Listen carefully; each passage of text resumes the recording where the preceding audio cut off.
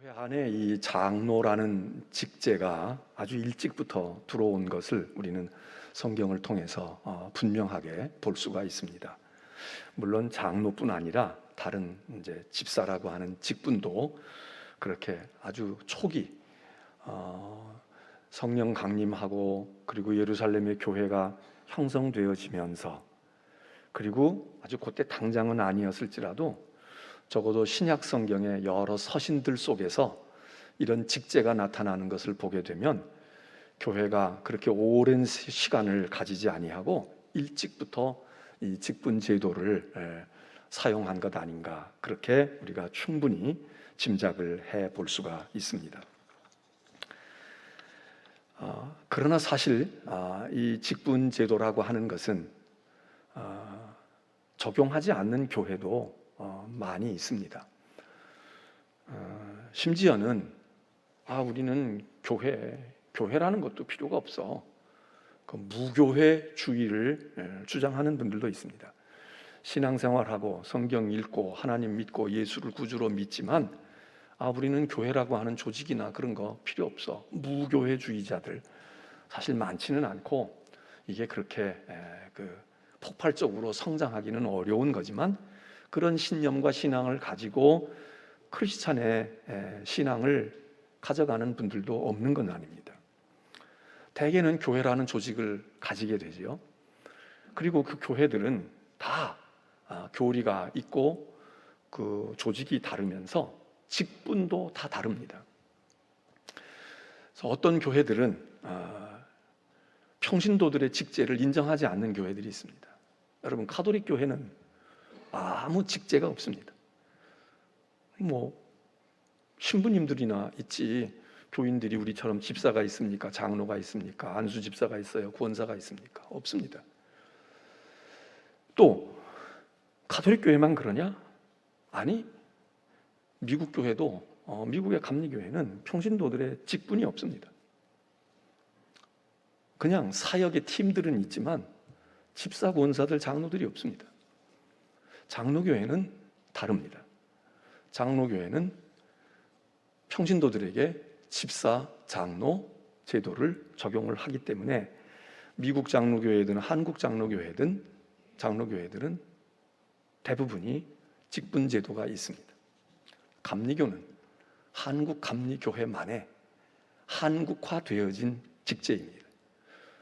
대신 미국 감리교회는 집사와 장로를 목사들에게다가 적용을 합니다.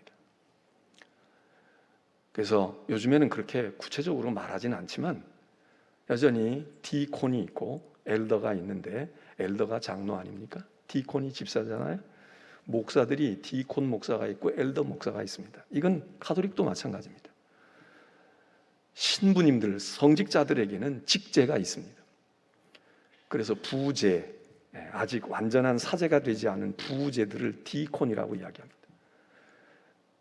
그리고 완전한 사제가로서 이제 단독의 모든 사역을 수행할 수 있게 될 때 그들을 엘더라고 이야기를 해서, 우리는 엘더를 장로에게 엘더라는 이름을 부여하지만 만일 미국 교회에 가서, 감리교회에 가서 내가 엘더입니다, 그렇게 우리 장로님들이 자기를 소개하면 이 사람 목사로구나, 정회원 목사로구나, 이렇게 생각을 할 겁니다. 교회마다 직제가 다릅니다. 그런데 우리는 한국 교회는 감리교가 됐든 장로교가 됐든 침례교가 됐든 거의 다 직제를 수용합니다. 그러니까 우리의 체질에 맞는 것 같아요. 그리고 교회 부흥에 이 직분 제도가 큰 기여를 해온 것도 사실입니다. 그러나 공이 이만큼 크다면 과도 있는데, 이것 때문에 교회들이 분열도 하고 갈등도 생기고 교회 안에서 시기하고 질투하는 일들도 생기고, 또 그러다가 아예 그냥 냉소적으로 그까짓 게 뭐야, 그런 거 나는 관심 없어, 나는 그거 안 해, 이렇게 하면서 초연한 자세는 괜찮지만 이걸 조금 냉대하고 에이 그거 교회까지 그래야 되는 거야, 이걸 무슨 계급처럼 생각하고 이러는 경향도 없지 않아 있는 것을 여러분들이 아실 것입니다. 그러나 직분 제도는 분명히 성직자들에게 적용을 하든 평신도들에게 적용을 하든 일찍부터 성경 속에, 신약 성경 속에 자리를 잡고 있는 것을 보면 일찍부터 교회가 채택한 제도다. 운영하는 방법은 조금씩 다를 수 있지만 그것을 우리가 생각하고 하나님의 교회의 소중한 교회를 섬기는 그런 지혜요 또 방법이다. 그렇게 우리가 생각해야 되겠습니다. 저도 개인적으로 목회를 오늘까지 해오는 동안에 여러 교우들을 만났고 또 함께 사역하고 그렇게 하는 중에 정말 장로님들이 얼마나 소중한지 모릅니다.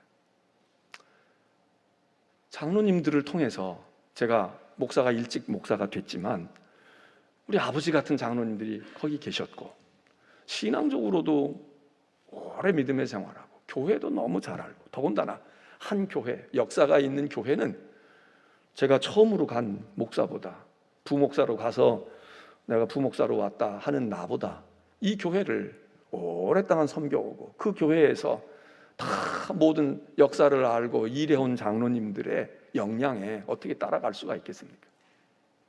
그래서 좋은 장로님들이 많은 도움을 주셨습니다.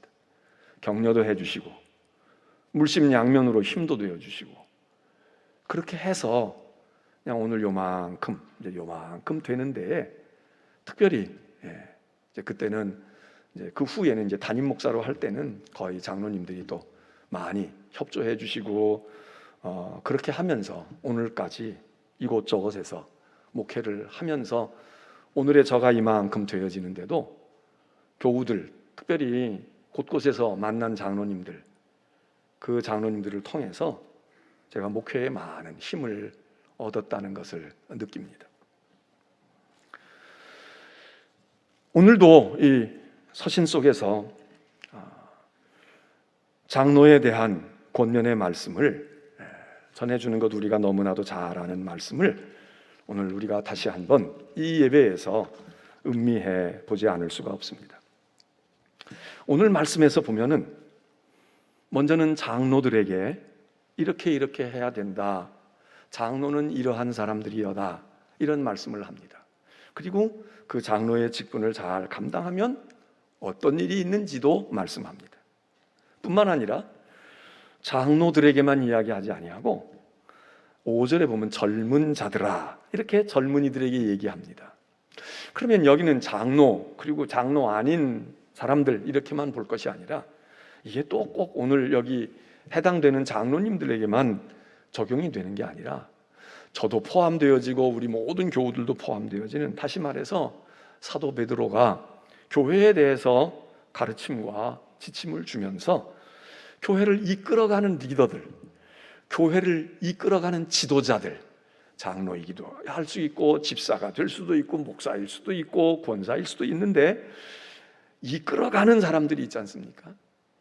또 그들과 더불어 그의 이끌음을 잘 받아들이고 그렇게 따라가는 무리들, 이 두 그룹으로 오늘 여기 있는 말씀은 그 이끌어가는 지도하는 무리들을 장로들에게 권하고 그리고 그들과 함께 교회를 섬겨가고 신앙생활을 해가는 이들을 젊은이들, 이게 나이가 젊어서 젊을 수도 있고 신앙의 연륜이 짧아서 젊을 수도 있고 이 장로들은 나이가 많아서 장로일 수도 있고 또 믿음으로 어른이 되어 있기 때문에 장로일 수도 있고 하여튼 이 그룹들에게 말씀을 주는 것을 오늘 우리 장로님들이 다 너무 잘 알고 있는 말씀이시지만 또 우리 교우들도 다 알고 있는 이야기지만 우리가 다시 한번 되새김하는 것도 좋겠다 생각이 듭니다.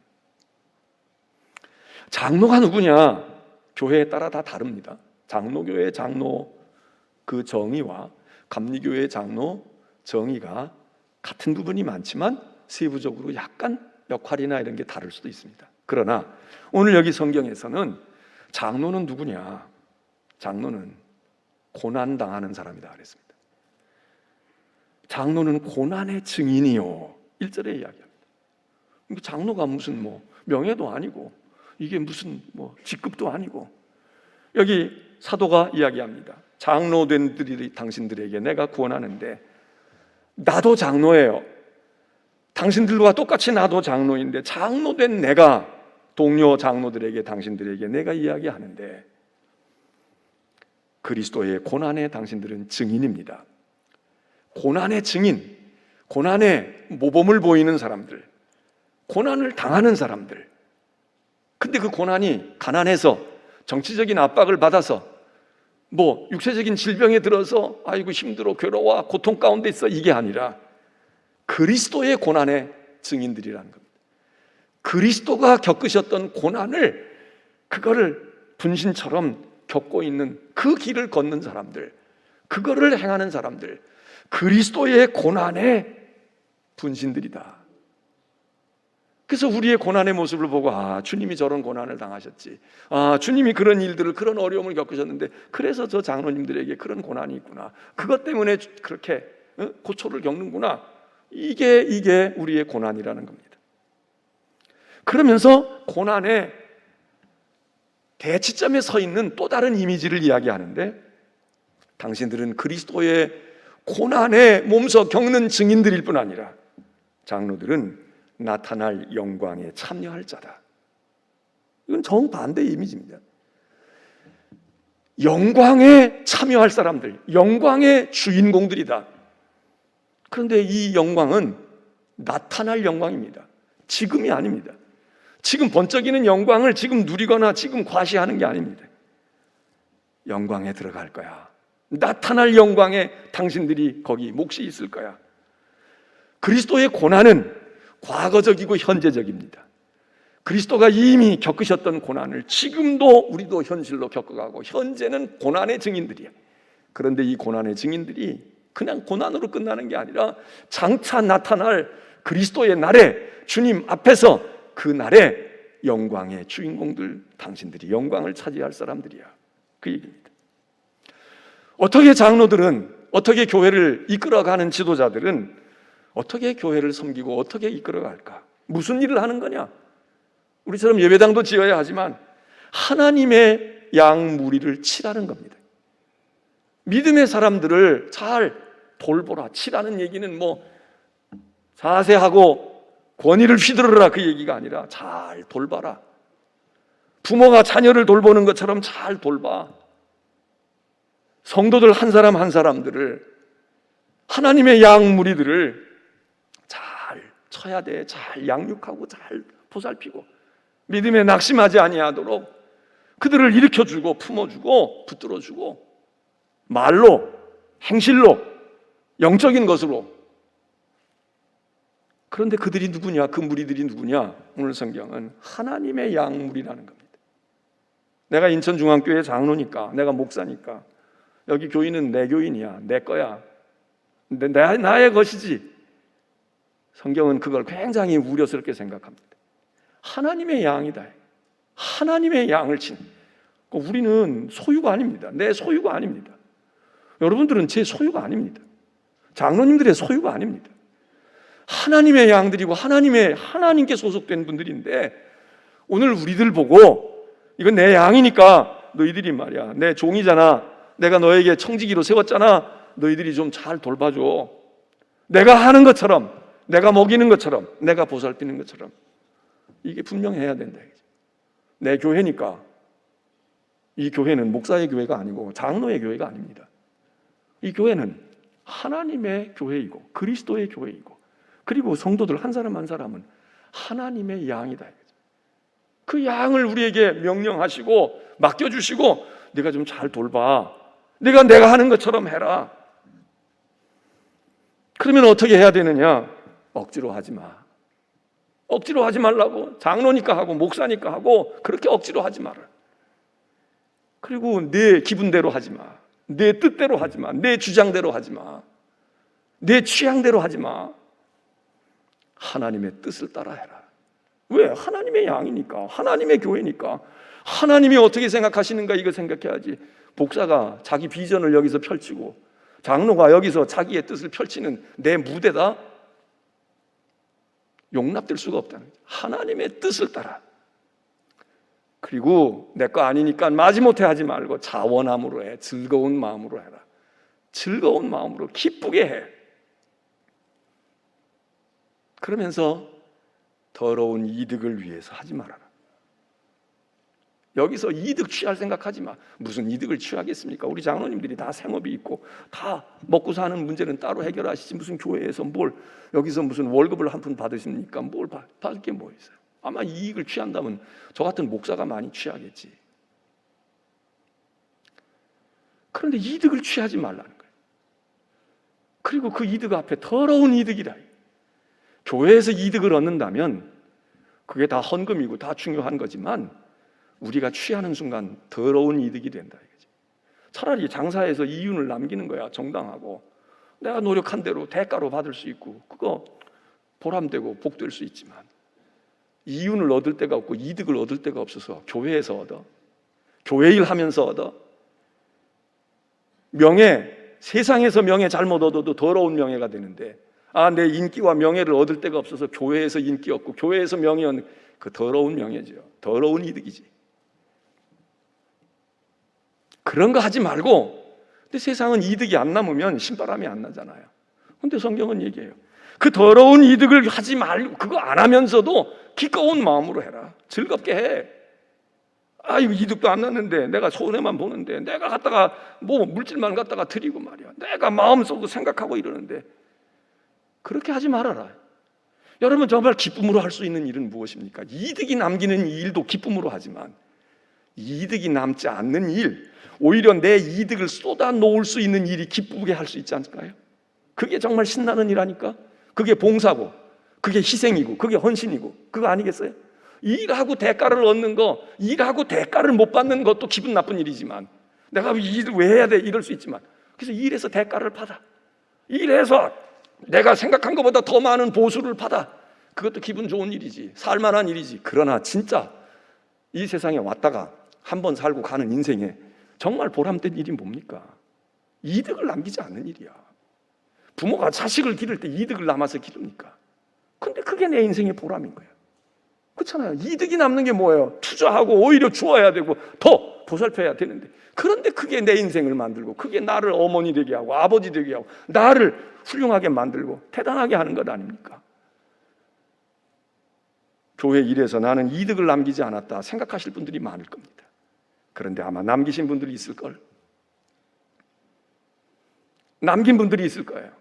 주판을 퉁기는 이득은 안 남겼는지 몰라도 이 교회에서 얻은 것 가지고 그걸 요즘 스펙이 어떠니 얘기하지만 대단한 스펙이 아닌 것 같지만 그것 가지고 또 교회 안에서는 또 그게 어떤 발판이 되니까 여러분 그 더러운 이득을 위하여 하지 말아라.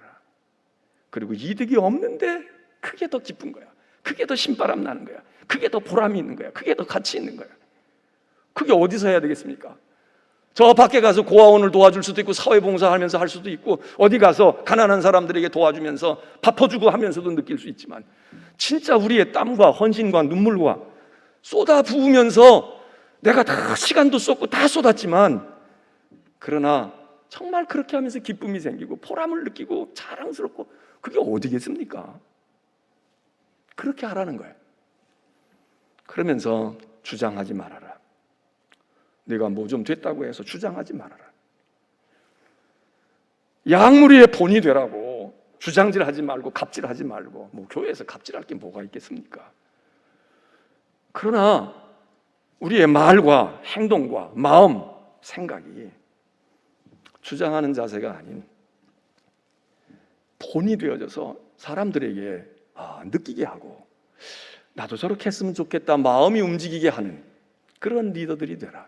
그러면 목자장이 나타나실 때, 주님이 다시 오실 때, 또는 우리가 주님 앞에 갈 때, 그때 진짜 영광을 볼 거야. 시들지 아니하는 관을 쓸 거야. 그리고는 그 다음에 5절에 교인들에게 얘기합니다. 젊은 자들이여, 나이만 젊어서 젊은 이들이 아니라 당신들은 누군가의 지도를 받고 이끌림을 받고 이끌어져야 할 사람들인데 당신들은 장로들에게 순종하라고. 여러분, 교회는 이렇게 섬기는 리더들에 대해서 순종해야 합니다.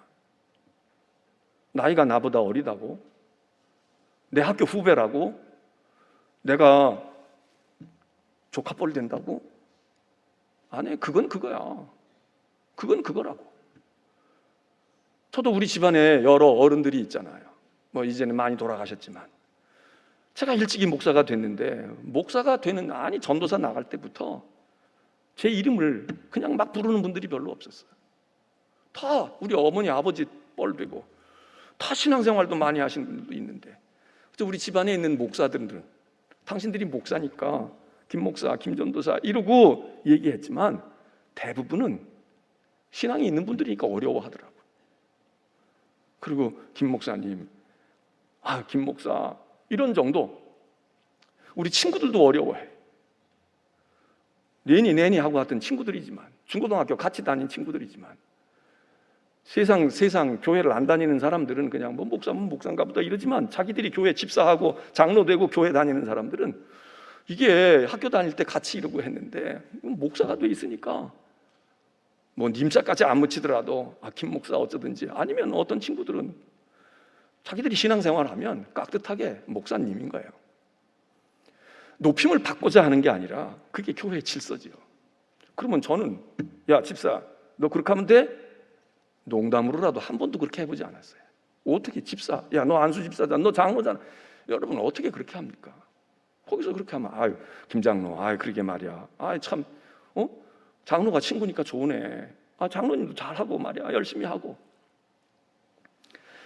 장로에게 순종하라는 겁니다. 교회가 부흥하는 길은 장로님들은 본을 보이고 그리고 성도들은 순종하고, 그럼 그건 되게 돼 있어요. 근데 이게 본을 못 보이거나 순종을 안 하거나 그러면 다툼이 일어나고 시덥지 않게 보고 인정을 못 해주고 수고를 알아주지 못해. 분명히 여기 사도는 이야기합니다. 순종하라고. 젊은이들이여 순종하라고. 우리 교회는 앞으로 더 잘 순종하셔야 될 거예요. 그러면서 사도가 마지막으로 이야기합니다. 그런데 말이야, 다 장로가 됐던 젊은이가 됐던 교인이 됐던 말이야, 당신들이 다 함께 해야 될 것이 있어. 그게 뭐냐? 겸손해. 겸손으로 허리를 동이라고. 허리띠를 겸손으로 묶으라는 거야. 허리가 좀 잘 굽어져. 뭐 절할 때 폴더 인사를 해야만 되는 겁니까? 그게 아니고 마음으로 겸손한 거예요. 다 서로 겸손으로 허리를 동여라. 겸손해야 돼. 목사도 장로도 겸손해서 성도들을 잘 돌보고 소중하게 여기고, 그리고 성도들도 장로님들을 순종하면서 겸손하게. 겸손이 여러 가지 얘기할 수 있지만 가장 쉬운 게 뭡니까? 나보다 상대방을 더 낮게 여기는 거지. 더 훌륭하다고 보는 거고, 더 수고한다고 여기는 거고, 나보다 더 헌신적이다, 나보다 더 믿음이 좋다, 나보다 더 주님을 사랑한다. 이럴 때 우리가 겸손해지는 것 아닙니까? 겸손은 자기를 낮추는 것 아닙니까? 그래서 여기 성경이 얘기를 합니다. 하나님은 교만한 자를 대적하시는데 겸손한 자에게 은혜를 주신다.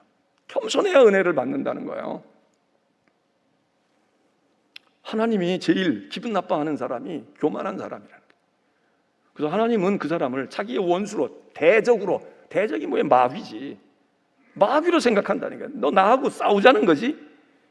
우리끼리 도토리 키재고 있지만 하나님이 보실 때 너 나하고 싸우자는 거구나. 넌 교만하네.